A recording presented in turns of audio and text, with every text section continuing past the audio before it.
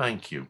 And I'm going to turn off my camera like that, turn over to Peter, and I will come back on screen and share at the very end. So thank you very much, Peter.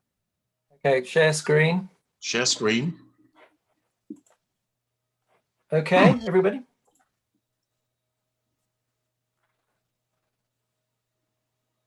Is that right? Yeah, and then you hit slideshow. Yep, there you go. Yeah.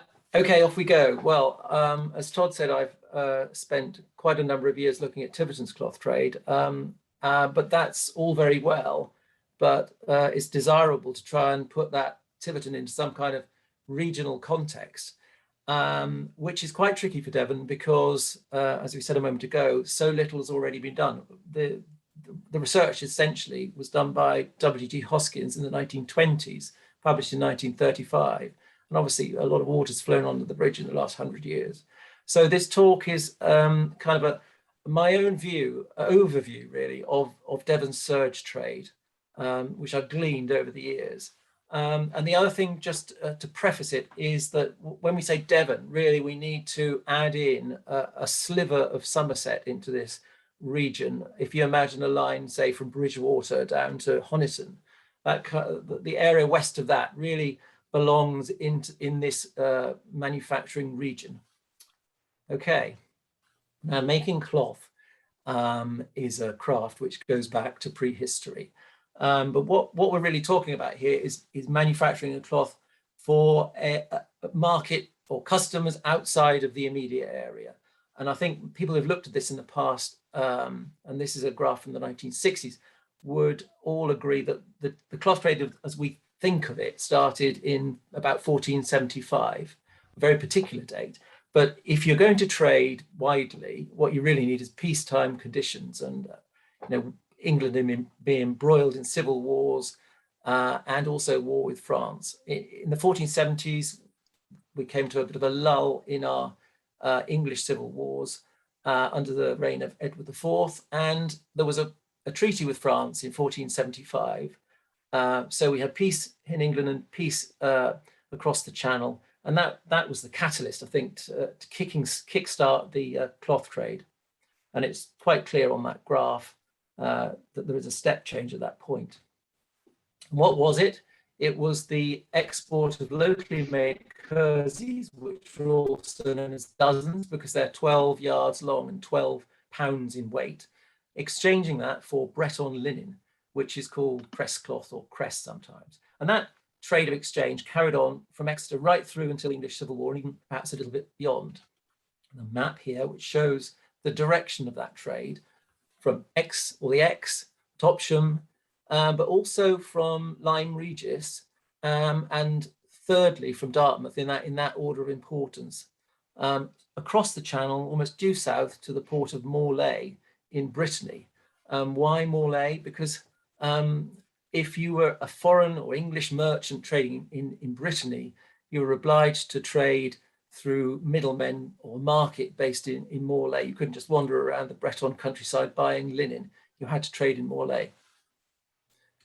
Okay, and if we can look a bit more detail at that. This is a document in the National Archives, a particular customs accounts for 15089, the year to Michaelmas.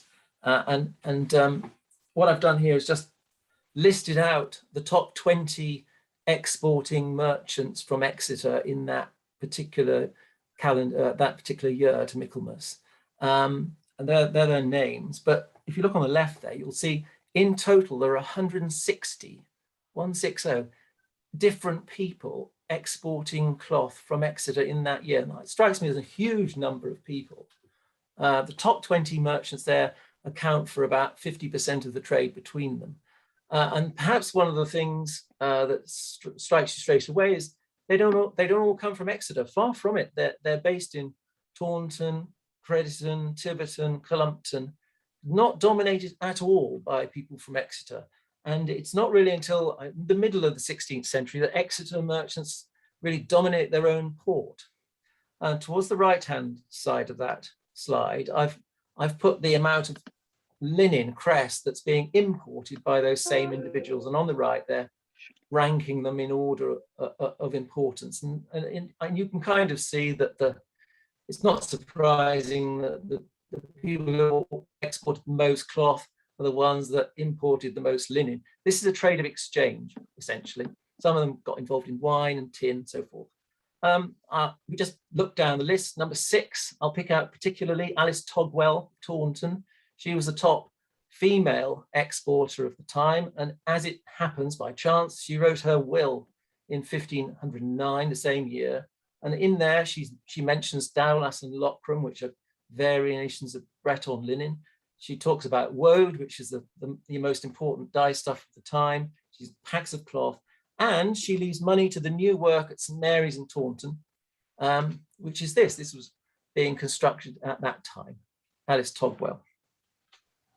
If you're interested in this subject, I'd recommend this brand new PhD thesis by Paul Williams at the University of Exeter called The Trading Community of Exeter, 1470 to 1570.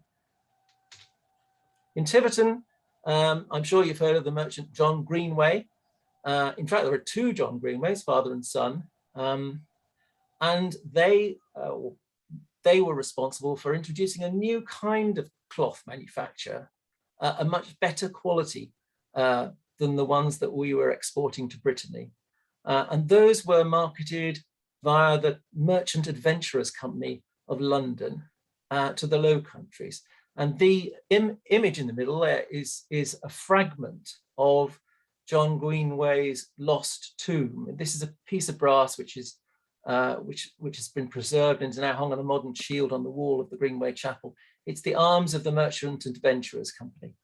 And it's believed Greenway joined that company in 1497, the same time as he joined the Drapers Company of London. Here's a picture of the Greenway Chapel that I'm sure many of you are familiar with. This photograph is from the 1860s, the earliest known photograph of the Greenway Chapel. Here, a modern photograph. And just, I want to draw your attention top right to the arms of the Merchant Adventurers Company. Again, top left, the arms of the Drapers Company, and obviously ships below, which is indicative of the nature of his trade. Wine was his particular specialism. He didn't feature in our top 20 merchants at all. He was about number 40 because he was focusing on import of wine and exports to the Low Country via London. Okay, so that's by way of introduction or preamble, really. Today we're going to talk about Serge, and the first question is, what is Serge? Now, it's a very easy question to ask, but actually it's extremely difficult to answer. I think the first thing to say is we think of Devon's serge trade as a whole, and that isn't really a modern concept, funnily enough. If we go back to the time, people looked at the trade as a whole that we were undertaking here and called it the serge trade. It had a kind of geographical dimension to it almost. So perhaps, for example, if you made a serge elsewhere, like in Norwich or somewhere, then it wouldn't necessarily be classified as a serge, even though it was exactly the same as the same cloth as you made in Devon. So there's a geographical element to the definition of serge. And taking that forward, if you look at things like customs records, port books, parliamentary proceedings, that kind of thing, you see the word serge relating to Devon. It'll be this all-encompassing definition of everything that Devon was producing in the 18th century. And another word that you might find is perpetuano, which is a synonym. It means exactly the same as serge. It's a kind of umbrella term for everything. But we did produce types of cloth in Devon which were not serges. I'll explain that later. But nevertheless, they're called serges in this particular definition. But then, if we look at a second type of definition in real life, in textile terms, what is a serge? Well, it was invented, strangely, we know, in 1583 by a chap called Benedict Webb of Taunton, a very particular piece of information, but it's believed to be true. The drawings here show the different kinds of weave. You've got on the left a plain weave, it's a kind of crisscross pattern, that was like a broadcloth and so forth. But on the right, you've got a twill weave. And serge is characterized by that twill weave. It enables you to produce a cloth which is lighter weight but stronger. Kersey also had a twill weave. Secondly, unlike Kersey, which was used the same kind of wool for the warp and weft, serge employed two different kinds of wool: long, staple, worsted wool for the warp of the cloth, and short, staple wool for the weft. So it was a mixed cloth. Okay, both go through the fulling mill. So there's some misconceptions we need to get rid of when we're thinking about what serge is. And here's Humphrey Bogart sporting a blue serge suit. And it seems to me that our view of 18th century serge is very often seen through a kind of prism or lens of the 20th century blue serge suit. And it's very hard to shake that off. It's often said that serge is typically blue, principally worn by men, and used for military or other uniforms. These are all 20th century ideas, and we kind of need to get rid of those from our minds. On the uniforms front, I've seen it many times. You know, there was lots of wars in the 18th century. You know, people say, oh, at least we had the uniform trade to fall back on. I've seen no evidence at all that we made cloth for military uniforms in the 18th century in Devon. Indeed, there are letters in the early 19th century relating to Tiverton where merchants are pleading to be given an opportunity to manufacture cloth for military purposes. So clearly they didn't have that trade. And as I understand it, it was broadcloth anyway, not serge at all. This is an image of a wool comber combing the fibers of long staple wool. Was an essential part of making worsted yarn, and the comber there employs two combs. One is wedged against that post, and the other one is held in both hands. There's a surviving wool comb on the right.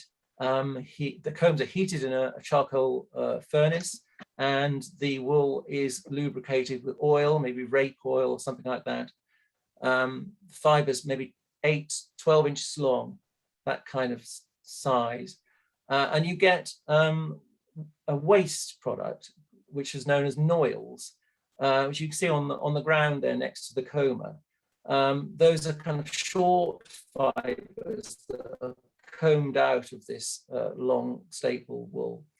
Those are known as pinions in West Country dialect rather than noils. And those can be used mixed in with other short fiber wool for the weft of the cloth. And they're lowish quality. So the more noils you use in the cloth, the lower the quality of the finished product. This long staple wool that I mentioned is fundamental to the serge trade, but was not available locally to us in Devon. It had to be brought into the region. The most important source for long staple wool was the south of Ireland. And you can see there Dublin, Waterford, Cork were the principal ports where this wool was shipped from into the north coast of our region, Bideford, Barnstaple, Minehead and Bridgewater. It was not allowed, it was against the law to take a ship from Ireland to Exeter, because it was widely believed that if it went around Land's End, it would carry on across the Channel into France. And there was an awful lot of, people believed there was an awful lot of wool smuggling going on in the 18th century. So it wasn't legal to ship Irish wool to Exeter. Some wool came down the River Severn from the Cotswolds. And after mid-18th century, Irish wool became extremely expensive. And so the supplies of wool were taken. We used English wool instead. And a lot of that came from Kent, Faversham, Dover, and especially Rye, which was the port for Romney Marsh. Obviously, this was a major undertaking to bring all this wool into Devon. And in Tiverton, it was organized by the merchants, the cloth merchants themselves. Certainly by 1700, the merchants had taken control of the supplies of Irish wool, and it was like a pincer movement on the whole trade. They determined the input price as well as the selling price. They had an iron grip on the cloth trade. I guess one of the things we know literally nothing about is how the wool supply was organized for the EXETER's trade, the rest of the Devon's cloth trade. There must have been some major players in that trade. I know nothing about those people at all. Tiverton merchants were said to employ factors of their own in Ireland to buy up all the wool they could lay their hands upon, which they import into England and impose upon the serge makers. They seldom will buy serges from any but those that will take wool from them. In the Somerset Record Office, there is a journal which belonged to somebody called William Alloway, and that dates 1695 to 1704. He was a merchant based in Bridgewater, importing, or as an agent, importing Irish wool for the serge trade. And with the entries in that journal, you can attempt, it's not easy, but attempt to plot the direction the wool took when it left Bridgewater as it headed down towards Tiverton. So the places I've marked in pen on that map are some of the villages, the kind of hinterland in between Bridgewater and Tiverton that the wool went to be manufactured into cloth, and then it headed to Tiverton to the merchants for sale. We can't do that for anywhere else as far as I'm aware. I can't see that quote because my screen's partly obscured, but there's a quote from Daniel Defoe talking about how a typical English village looked with weavers, spinners at every door, and women and children constantly employed. And that's perhaps what a village might have looked like. That's somewhere in Devon, we don't know where, somewhere in Devon or Cornwall.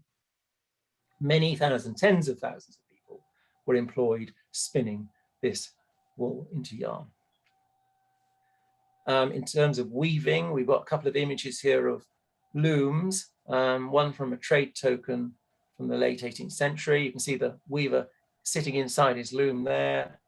And the other one on the right is a tillet block, which is a wooden printing block for printing that image onto a tillet, which is a wrapper for wrapping serge in transit.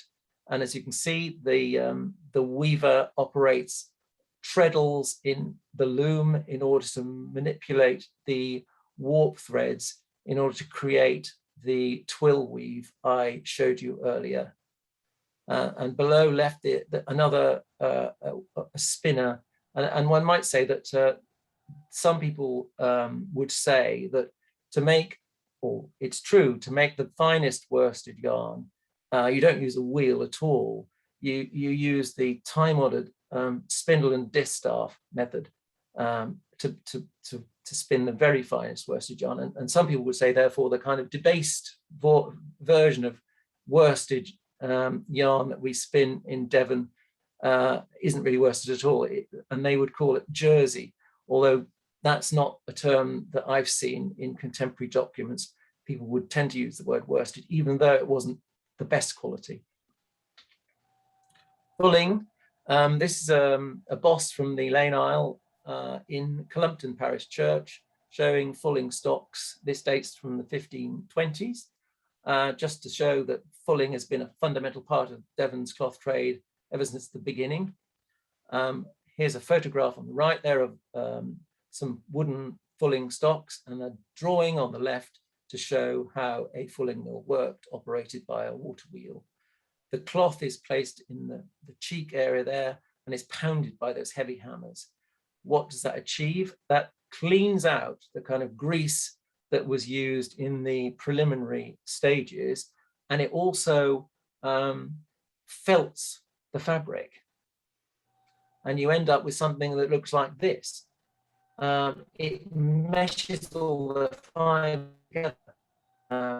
now completely obscured the weave that underlies this fabric. And the reason for that is that you want to make it weatherproof, because that's the whole point. This is a drugget from the 1770s. But so I guess if you come away with an image of Devon cloth in your minds from this talk, this is probably the one you need to have in your minds. This is a fulled cloth.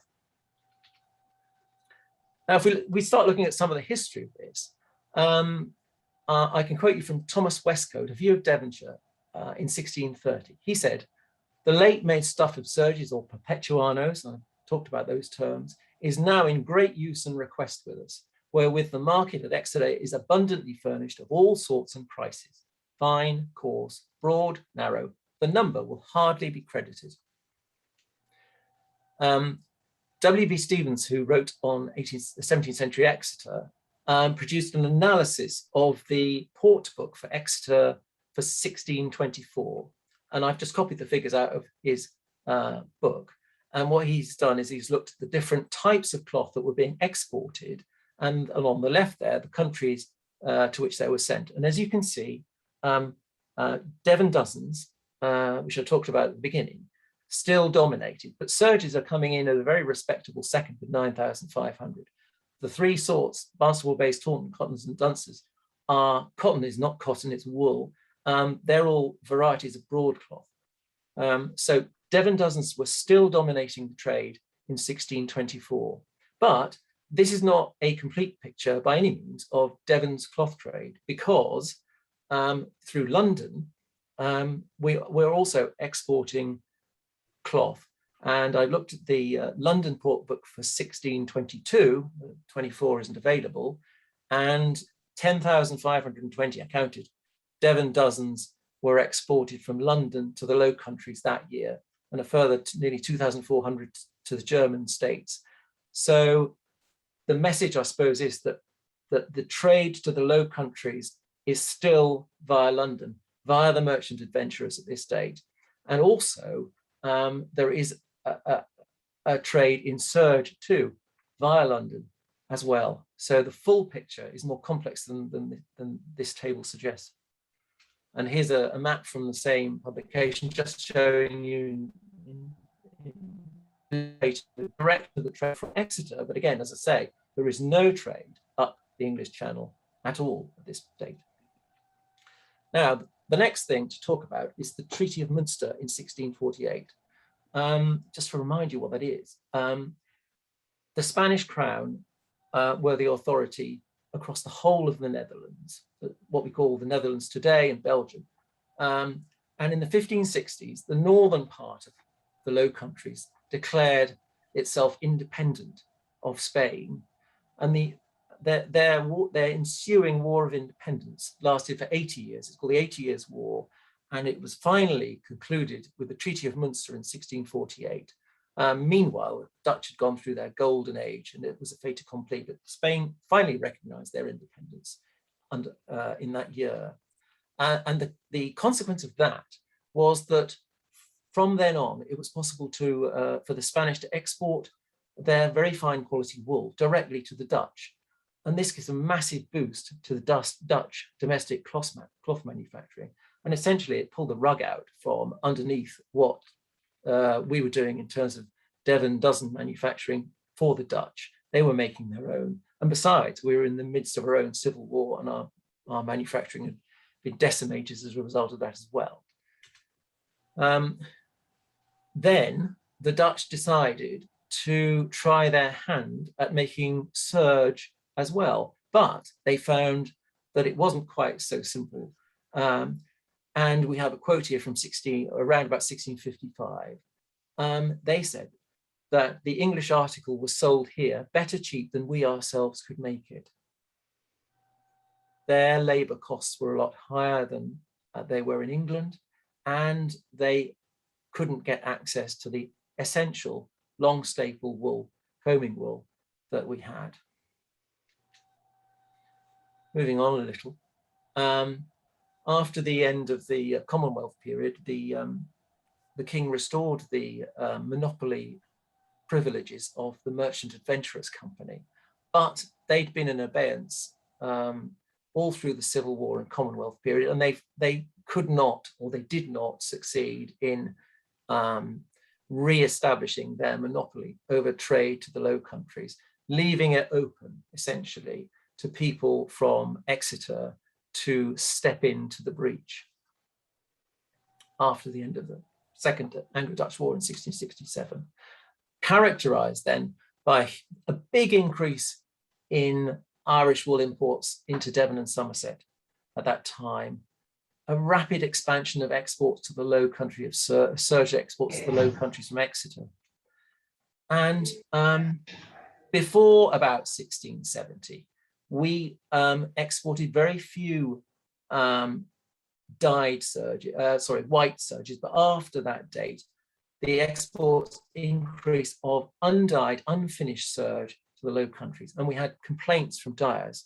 And just to explain what was going on, we have to slightly digress. We have to go back to the reign of King James I and talk about the merchant adventurers for a moment. Their historic trade in broadcloth had been based on exporting undyed and unfinished broadcloth to the Low Countries. The Low Countries had its own finishing industries, and they were dyeing and finishing them there. A chap called William Cockayne came along to the king and said, wouldn't it be a good idea if we do all that finishing and dyeing in England, we'll get all that added value? The king said, yeah, what a great idea. Suspended the powers of the merchant adventurers and said to Mr. Cockayne, get on with it. Of course, he couldn't. He couldn't cope with the whole of the English cloth trade. The whole thing fell flat on its face. But meanwhile, the Dutch got miffed by the idea that their trade was being taken away from them, and they passed a law banning the import of dyed English cloth. And it was as a result of that, that law was never repealed, and that remained on the statute books, and it remained on the statute books way through into the 18th century. So that's the reason why the increased trade at this period from Exeter is of undyed cloth, because it was against the law to import dyed cloth into the Dutch Republic. Okay, this always intrigued me. This is an appendix from W.B. Stevenson's book, and it listed the principal merchants exporting from Exeter in 1676, when 3/4 by now of our exports were going to Holland. And the top two men there, Samuel Foote and Matthias Jenkins, were from Tiverton. Huge numbers of quantities of cloth exported by those two, compared with the Exeter folk, who were, miles behind. 31% of the trade was in their hands. And I always wondered how could it possibly be that those two Tiverton people could dominate in such a way? Not an easy one to answer. Samuel Foote was born in a place called Cardingham near Bodmin, and I think Matthias Jenkins was a relation of his. He was also from the same area. Samuel Foote most probably was apprenticed to a merchant in London who was an merchant adventurer who was trading to the Low Countries. Certainly we know his brother Richard was apprenticed to a merchant in London. It was probable that during the Commonwealth period he was sent down to Tiverton to handle cloth trade. And therefore, the way I look at this is that there was a continuity through Tiverton because of the links going all the way back to John Greenway and the trade to the Low Countries. Whereas for Exeter, this was new.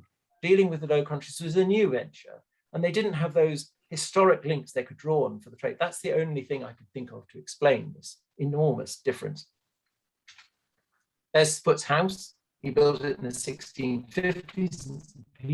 It's long since demolished. I can give you a quote from 1671, and an Exeter merchant was reported to have entered £10,000 worth of cloth at the customs house in a single day. It's got to be Samuel Foote. Exeter merchants or Devon merchants were accused of being factors for the Dutch. The Dutch were said to allow Exeter tuckers up to 3 shillings apiece for fulling, dressing, and packing. The Dutch are driving the trade here. We're just doing their bidding. And there's a nice quote from Daniel Defoe. He says, the Dutch must be understood as they really are, the carriers of the world, the middle persons in trade. the factors and brokers of Europe. They buy to sell again, take in to send out, and the greatest part of their vast commerce consists in being supplied from all parts of the world that they may supply all the world again.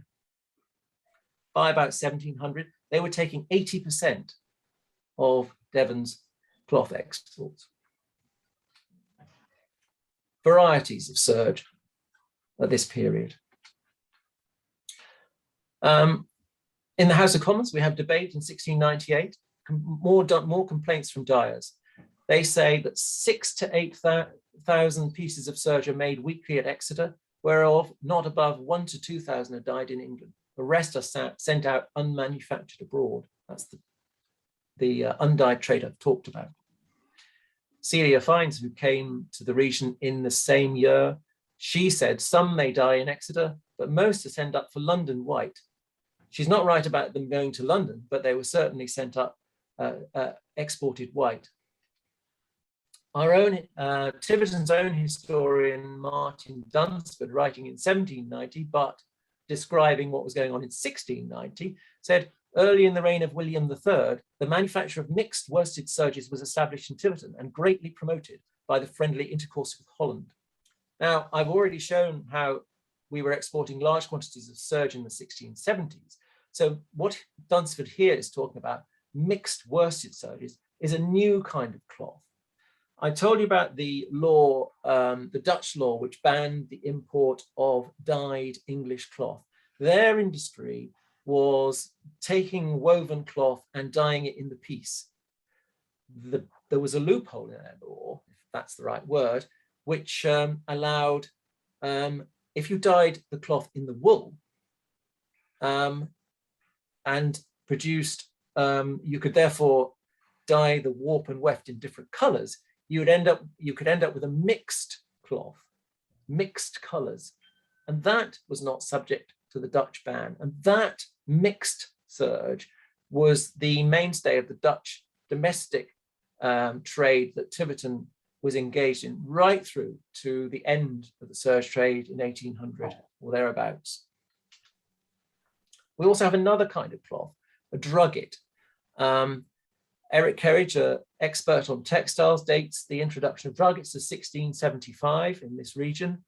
I found it in a probate inventory dated 1680, one John Trow of Tiverton, clothier, where he has serges and druggets valued at £242.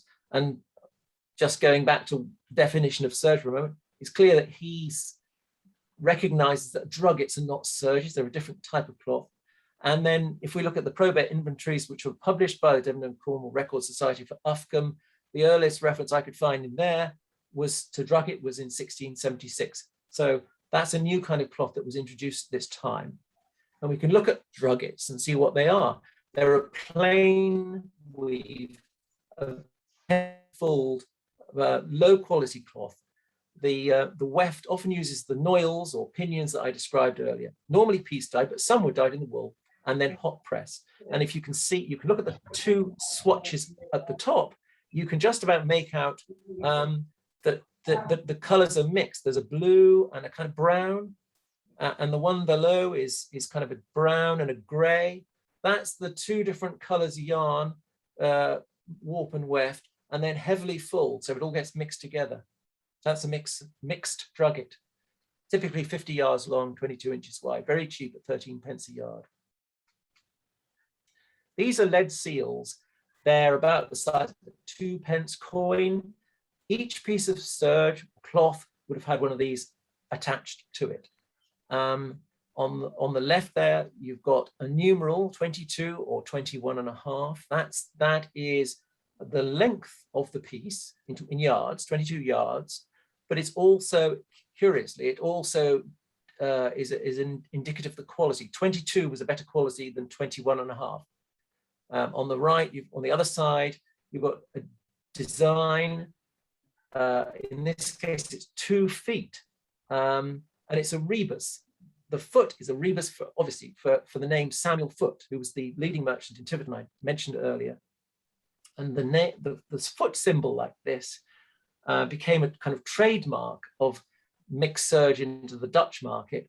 And that was used right through to the end of the 18th century, around about 1800, when the whole trade finished. Not all the merchants used the foot, but many of them did.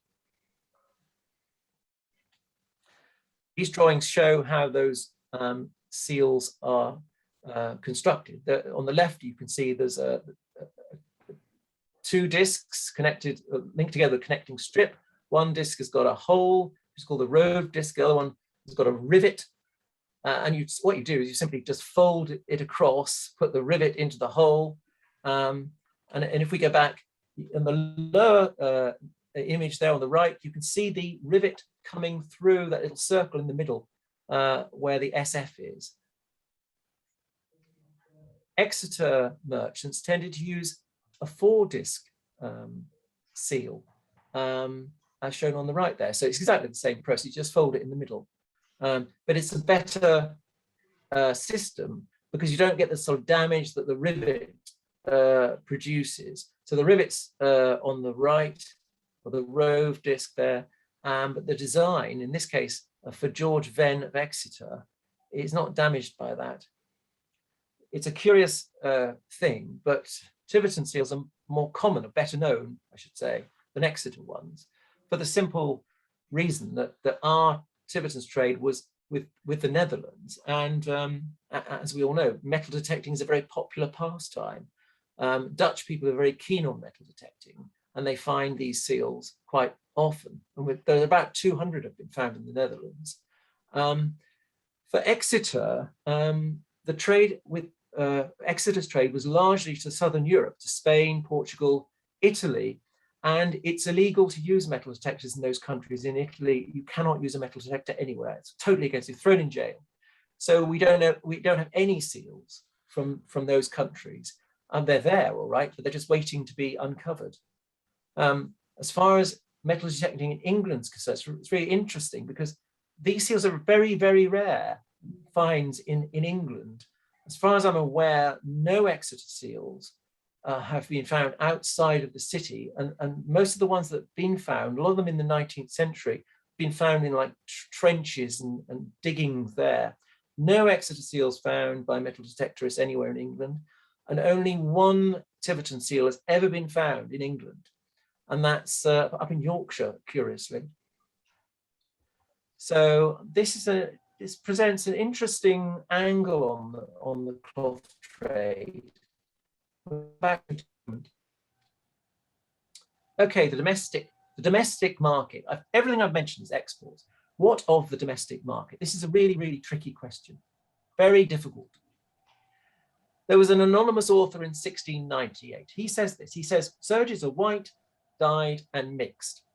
Explained those terms already. White and dyed are most exported. Mixed, about 5 exported, and 1 worn at home. My inference there, he's saying, is the white and dyed serges are not really used in England at all. There's a small domestic market for the mixed serge. Celia again, she comments, women wear West Country rockets, a large mantle doubled together of a sort of serge. These hang down, some to their feet, some only just below the waist, and some are white and winter red. I call them garments because they never go out without them. And this is the universal fashion in Somerset, Devon, and Cornwall. So she feels it's sufficiently noteworthy to make that comment. And perhaps those are the mixed serges I mentioned a moment ago. I've talked about how very, very rare it is to find a lead seal. We know people are very keen on metal detecting in the UK. We have the portable antiquity scheme and everything else. But these are extremely rare finds. So that suggests to me that there is very little domestic market for Devon cloth. And that's consistent with these quotes I've just given you. I've looked at the Fox archive in Wellington, which is pretty complete from about 1750 onwards. And I can say certainly they had no domestic market at all for the cloth they were making. And there's a writer on EXETER in 1788, and he says, EXETER's principal trade is the export of coarse woolen goods, chiefly articles little consumed in England, druggets, duroys, long L's and serges. So there's the evidence, such as it is. Now we go back to Daniel Defoe, because this is very problematic. He says, he talks about Exeter's Serge market, which is the top of South Street, held on a Friday. And he said, at this market, it is generally sold from 60 to 70 to 80 and sometimes £100,000 value serges in a week. £100,000. That's a lot of money. That's a lot of money today. And one of the things I don't like doing, but I'm going to today, is to try and convert that money into today's money. And if you think a labourer might earn 10 shillings a week back then, and a minimum wage labourer today might earn £20,000 now. I know that's questionable. I hold my hand up. You convert £100,000 back then to £4 billion today. £4 billion a week is in fact more than it costs to run the National Health Service. So do we believe that Defoe's figures can possibly rewrite, or is it utterly ridiculous?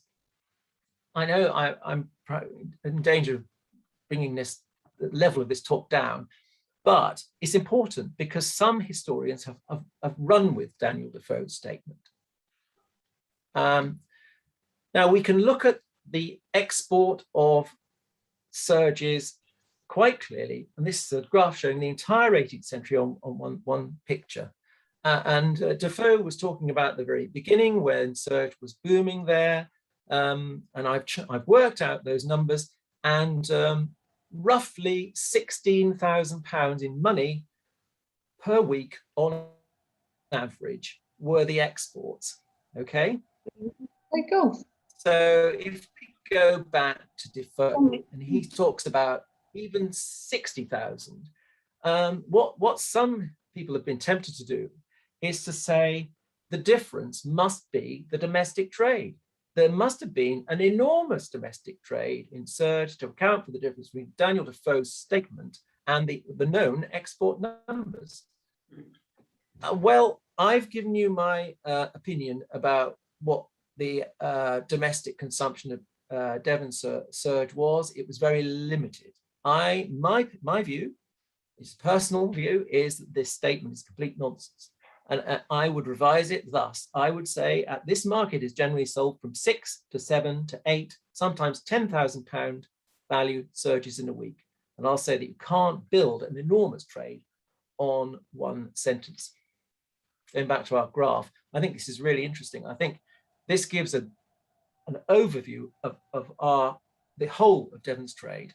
This is London and Exeter added together.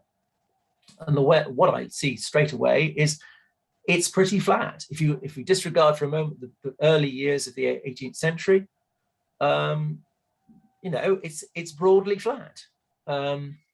Some people might say, well, England's woolen cloth trade expanded 2.5 times. You might say it's stagnant. You choose whatever term you like, but it's pretty stable. If you drill down into these numbers, some markets fluctuate, some go up, some go down. There are wars in this period. I can draw your attention to the American War of Independence for a minute, when everybody was against us. And if you look at the exports to Ostend, which was about the only place that was still open, they go through the roof. But if you take the overview, which this graph provides, you can see that the merchants were very innovative in terms of getting their cloth overseas in spite of conflict. So drilling down is fine, but it's often just a logistical issue rather than indicative of the trade itself. Obviously on the right, we've got a serious decline in the Napoleonic period. On the left, in the early years of the 18th century, it's characterized by the boom that I've already mentioned. The War of the Spanish Succession, which ended in 1713. The Dutch were driving purchases of serge from Devon. Continental manufacturing was severely disrupted by the conflict. and our cloth filled that gap via the Dutch merchants. At that time, Exeter's trade accounted for a quarter of England's cloth exports. So it was massive, vast, very important in a national context. Decline set in after the end of that war. And it was then that we started introducing new varieties of cloth. I have a quote here from 1714, John Elwell, an Exeter merchant. He said, "I judge that mixed serges are not worn by many sort of people as formerly, and that the trade will never flourish as heretofore. The trade of serges is indifferent. Some sorts of new drapery are invented as duroys, druggets, durants, which are used by many that formerly used serge." John Upcott of Tiverton, in the same year, said, "Segatees, duroys, and fine druggets, whereof many have recently been made in this area." And on Martin Dunsford again, round about 1720, he says, "Fine druggets, trapines, chain druggets, and cloth serges were introduced into Tiverton." So a range of new types of cloth came in. We can have a look at some of them now. The duroy is a pure worsted. You've got, you see on the right there, the weave is plain. It's not twill weave, so it's not technically a serge, although it's included in that overriding definition of serge because it comes from Exeter. You've got patterns on the left there, particular kind of loom if you want to do really complex patterns. They can be wool or piece dyed, hot pressing, 40 yards long, 20 inches wide, price up from 12 pence up to 20 pence a yard. Here's some mixed duroy, so different color, warp and weft, as I've explained earlier. We have drapines, or otherwise known as chain druggets, a kind of corduroy effect where you've got the two-ply warp to produce a kind of ribbed effect. You can't really, the photographs are slightly out of focus. You can just about see it in the lower sample there, perhaps, the sort of vertical lines there. So lightly fold. Italian market these are for. Here are some cloths, German serges. If you look at the sample there on the left, number 10, you can just about make out the sort of twill weave underneath the fulling. These ones have got a finer quality weft, which makes them more expensive. 30 yards long, 30 inches wide, 2 to 3 shillings a yard. A Segathe, twill weave here, pure worsted yarn. It can be wool or piece dyed, lightly or not fulled at all. Go through the hot press, 30 yards long, 20 inches wide. Again, priced perhaps 16 pence a yard. Now, I'm now going to try and explain more of the sort of economics of the serge trade. The map shows exports of serge from Devon to the Dutch. Unlike when I started the talk talking about the trade of exchange of kerseys and Breton linen, now this is the 18th century. We don't want goods in return. We want payment, not money. Bills of exchange. What's a bill of exchange? It's like a check, really, a post-dated check. So I could write you a check for the date of the 1st of April, something like that.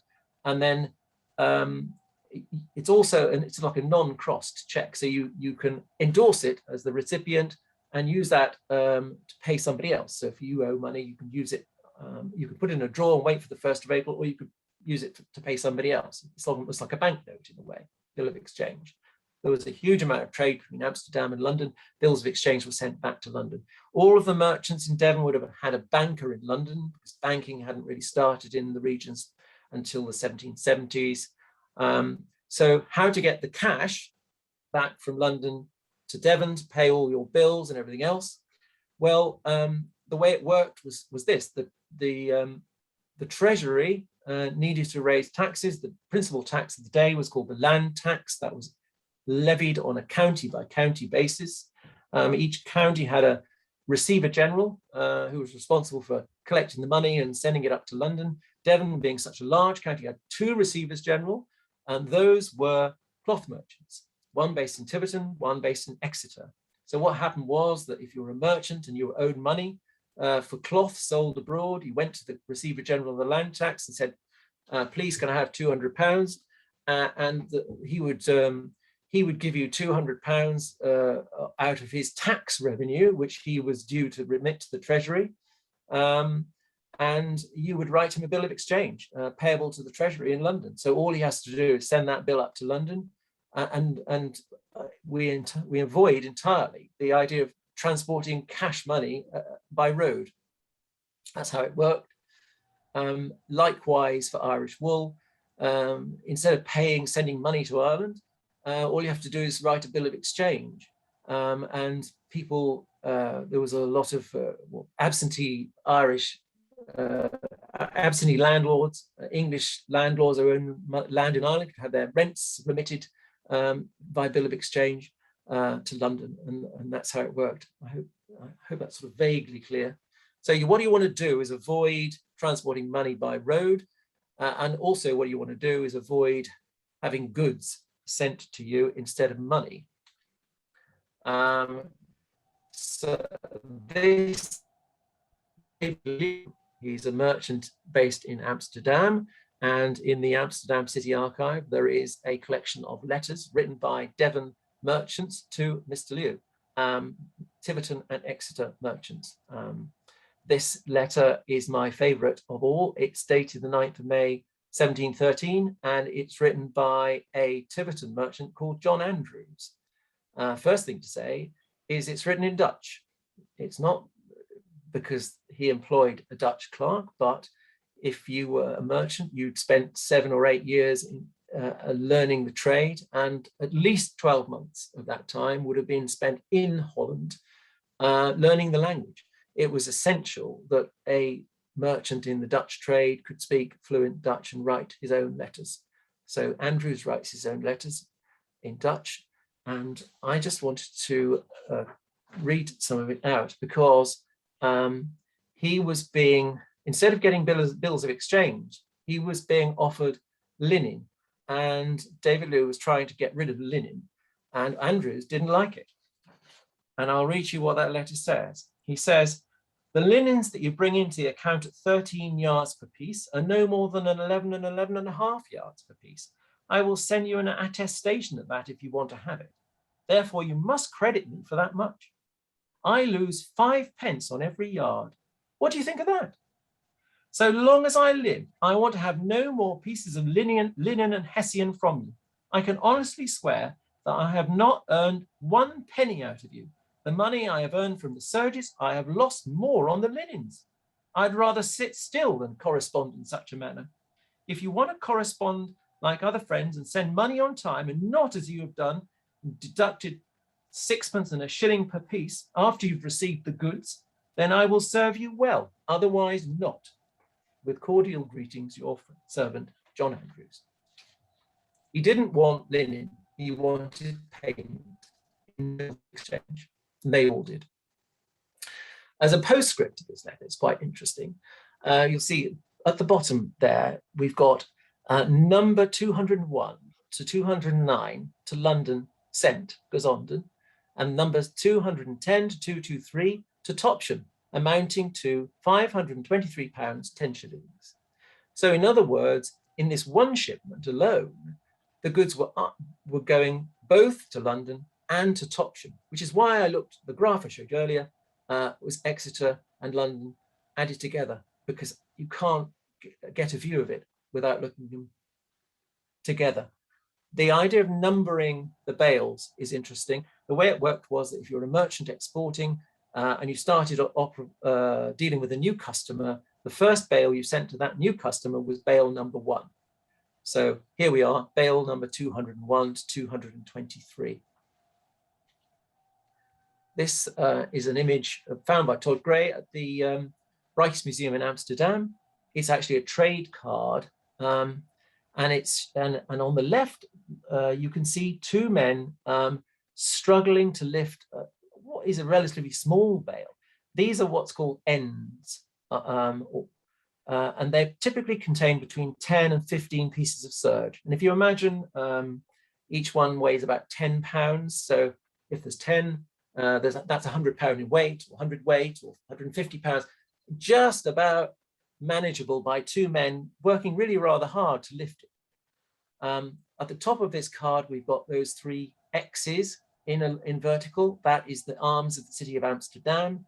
And below on the legend, we have Jan van Oosterwijk on the Nieuwendijk in Schiedam, which is a town near Amsterdam, sells English, French, and Liège serges and crepes. We have another bale with the letters OW on its side. That's the ship mark, OW for Oosterwijk. And on top of that, you can see two pieces of serge, I believe that's what they are, loose, which have obviously been unpacked. And if you look very, very carefully, you can just about make out a little circle against at the side of one of them. And I think that shows a lead seal, like I showed you earlier. I think it's a great picture. This is interesting as well. I only came across this the other day. The Dutch have put the huge number of newspapers online free of access, and their collection goes way back into the 17th century. And this is an advertisement placed in the True Leiden Friday Courant of the 25th of April 1698, and it's a bale's gone missing a pack with 12 pieces of serge marked HS number 3. Attached on them the leads, upon which on one side 22 quality, that's the number 22 I mentioned earlier, and on the other side a scallop shell around which is the name Edmund Cock of Exeter, being new fashion colours. Whoever brings it will receive 100 guilders reward, etc. Really interesting because it shows there's 12 pieces of serge in those little ends. HS number 3 is that bale mark I mentioned, and actually in 1698, this is the earliest example I know of this new numbering system, although I'm sure it goes back many years, but it's certainly the earliest that I've come across. Confirms we've got lead seals on these pieces and describes what that lead seal looks like, 22 with a scallop shell on the other side. And as it happens, we do know an Edmund Cock seal, which was found by a metal detectorist in Amsterdam. This one is a 21.5, sorry, it's on its side. And you can see in this case, it's got two scallop shells with Edmund Cock in Exon around. So if ever a metal detectorist comes across a 22-yard Edmund Cock lead seal, we will know to expect that it'll have a single scallop shell in the middle, just like this one. And this picture is actually in the Devon and Cornwall Record Society volume, but as it happens. The volume itself principally centers around this, which is Claude Passavant's pattern book, which Todd Gray found in the London Metropolitan Archive. It's quite big. It's 19 inches tall by 7 inches wide. It's long and thin. Just to get a feel for it. Passavant was born in Basel in Switzerland in 1711. He died in Exeter in 1776, and we know he was exporting woolen cloth through Exeter from 1738 or earlier. The records haven't survived, so we don't quite know exactly when he started. And that's the cover, which Todd already held up. And here's a couple of images from inside the book. And I'll draw your attention to the chip marks I've already mentioned. And these are really interesting.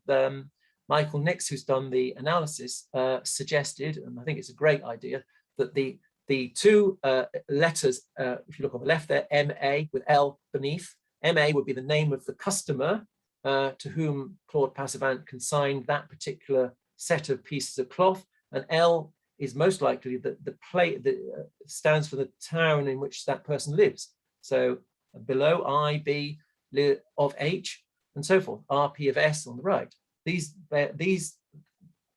deliveries were all loaded onto a ship called the Bilbao Packet on the 10th of May 1763. And then going back to what I talked about, one of the misconceptions about serge, no, it's not all blue, is it? It's all different colors. So what's a pattern book? So swatches of cloth are cut from the actual pieces of cloth being shipped. Two sets are cut. One is sent on to the customer and the other pasted into the pattern book and retained by the exporter.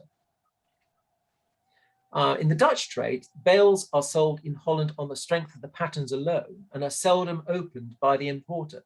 those bales on the quay and that trade card I said you a few slides ago, they wouldn't be opened there. They could be traded on without opening them, just on the strength of the patterns that accompany with them. So it serves several functions. To aid repeat orders, obviously you could say, I want some of bale number 4, please. As a source of samples for marketing to other customers. We just quickly go back. You can see if you look down on the left there, those have been carefully removed where the stain, the glue stain is. Those are deliberately cut out. So he was using this as a source for cloth samples for other customers. My sort of jaundiced view of the world to safeguard against claims for poor quality. If they know, if the customer knows you've got a duplicate set, you know, inevitably you're going to get with commodity trading. And like I quoted there on the Andrews letter earlier, customers will try it on. They'll say, oh, they're poor, you know, they were no good this time, you know, we want money off. And I suppose it's something if the customer knows that you've got a duplicate set in your book. I mean, what happened in Tiverton was that there was a cartel arrangement of the merchants. If one of the customers overseas started messing one of the merchants around, he would tell everybody else, and then they'd all refuse to deal with that particular customer until that dispute was resolved. And I'm sure a similar arrangement worked in Exeter too. Michael next has looked at the destinations of Passavant's cloth, and also combine it with another record at the Devon Record Office, Samuel Milford's journal, who was also exporting, and marked on this map the kind of places where the cloth was being shipped to, as you can see, Spain and Italy. And the thing that I look at in particular on this map is that the goods going to Hamburg were in reality being transported a long distance across Europe, down to Southern Europe. So just because a ship was going to Hamburg doesn't mean to suggest that the customers were local to where that ship was going. I think that's quite an important point. Michael Nix has analysed the different sorts of cloth in the Passavant pattern book, and this has never been done before. We've never been able to do it before. And it now becomes apparent that different countries had different requirements for the cloth. So in Spain, they favoured Sandfords, whereas in Italy, they didn't have any Sandfords at all. They wanted to buy Duroys. Okay. Sandfords, long L's, became an increasingly important product for Devon's cloth trade in the 18th century.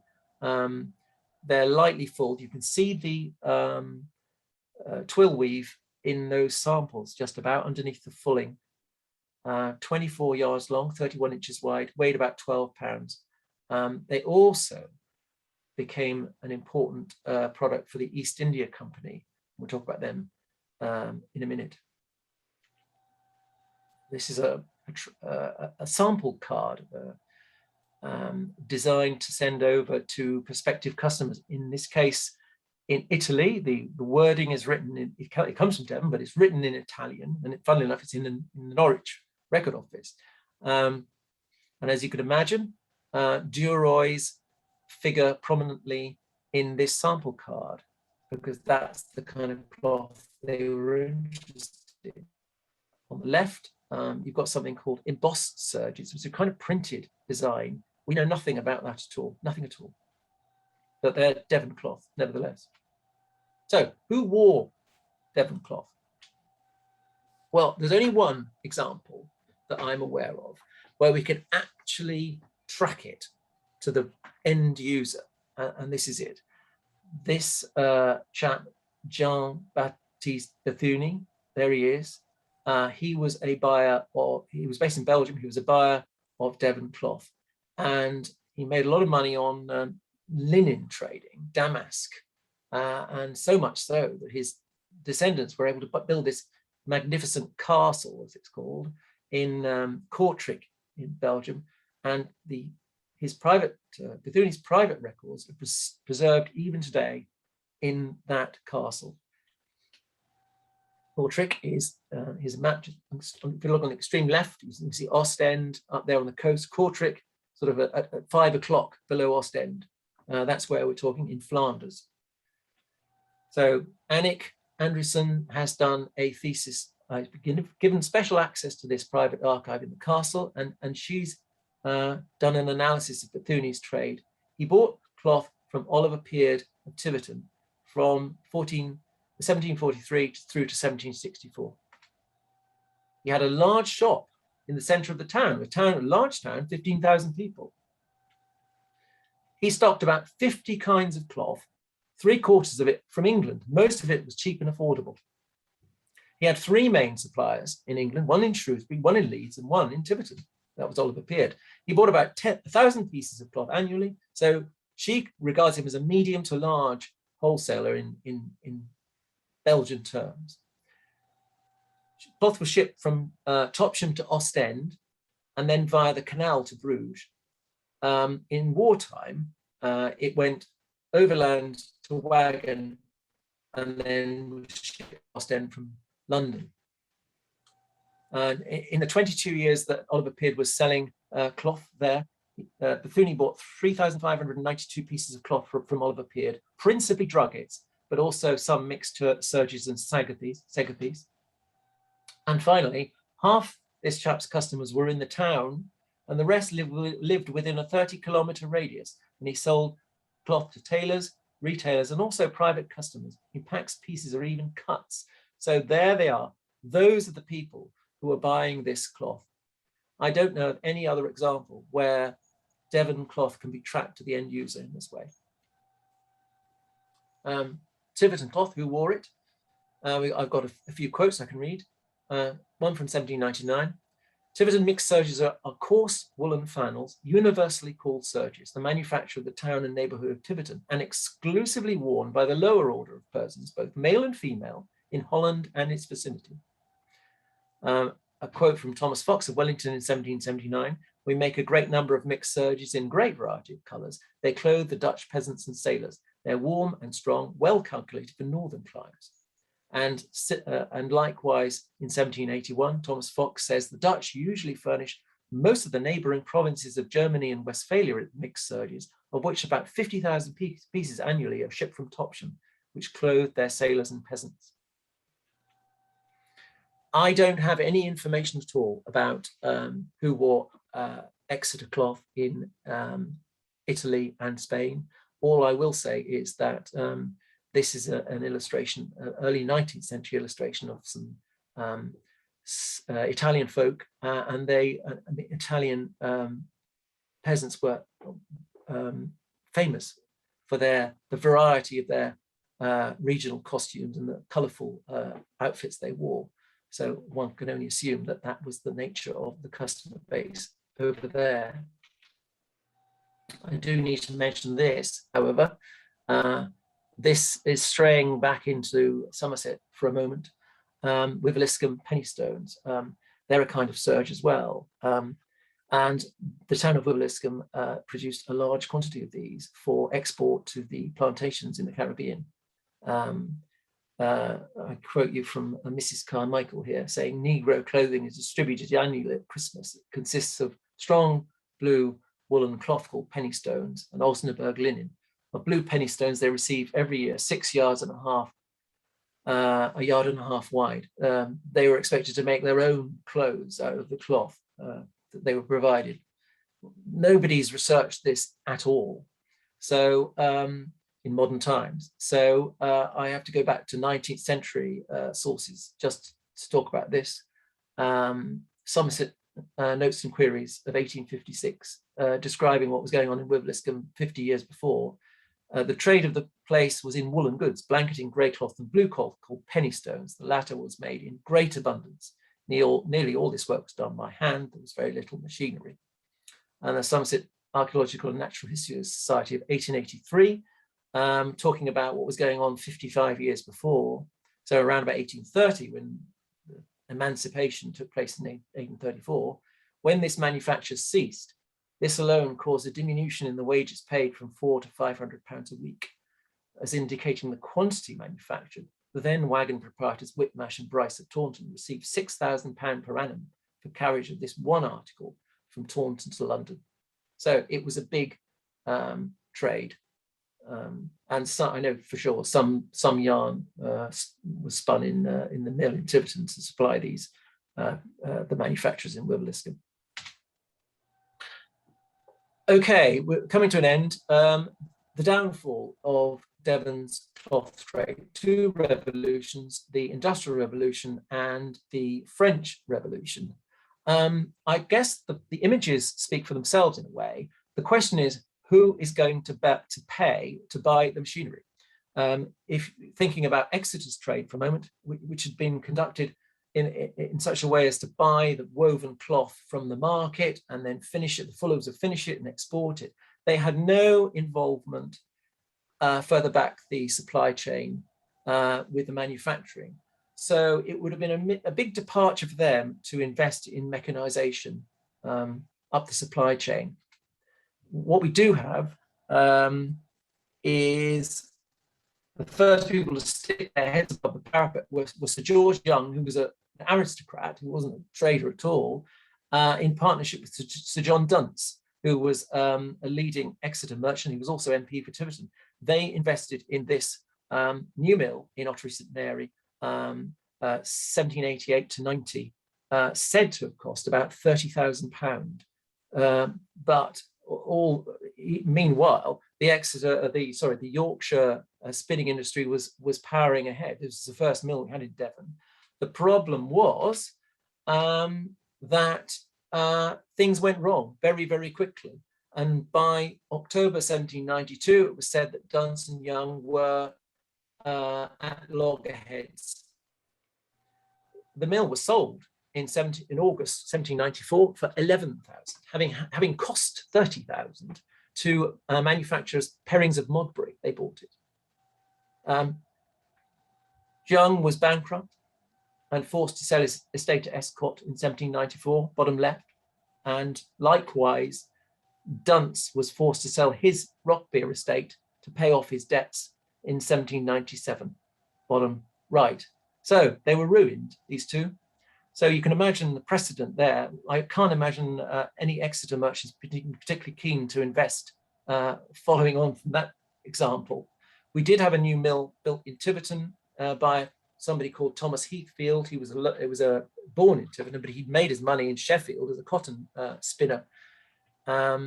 It cost him 12,000 plus 6,000 for the land. He never made any money. Mills did get built, but really on the back of the East India Company trade, which we just mentioned in a minute. There's Cold Harbour Mill, Uffcombe, Tonedale Mill in Wellington was built 1801 to 3. The French Revolution and the ensuing war, basically the French armies marched across Europe, and one country after another where we sold our cloth fell to the French, and our markets closed down one by one. In 1798, the East India Company was prevailed upon to step in and up its order for Serge, for long L's, to relieve the great and sudden distress in Devon. And that is basically what we ended up doing in Devon, just manufacturing long L's for the East India Company. EXETER had a very limited role in that trade because they were sent up to London undyed. Here's a graph showing the exports of long L's by the East India Company. You can see from 1798 through to about 1813, it peaked. The problem was that the East India Company had too many. They just couldn't sell them all in China. The Chinese didn't really want long L's, so we were kind of forcing them on them. And as soon as their charter renewal came up in 1813, the sales fell, their purchasing fell back. And finally, I'll just illustrate this. This is a tillet, a very rare survivor. It's actually printed onto a piece of buckram. It's a wrapper to protect Serge's in transit. The image is the arms of the East India Company, hand painted. This is at Tiverton Museum. It originally came from Cold Harbour Mill, but it isn't what it seems, because this tillet, although it's got the arms of the East India Company on it, it dates from just after the East India Company's monopoly on trade was removed in 1833. So this is a private trader imitating East India Company, long L's, in its China trade. There we are. Thank you very much.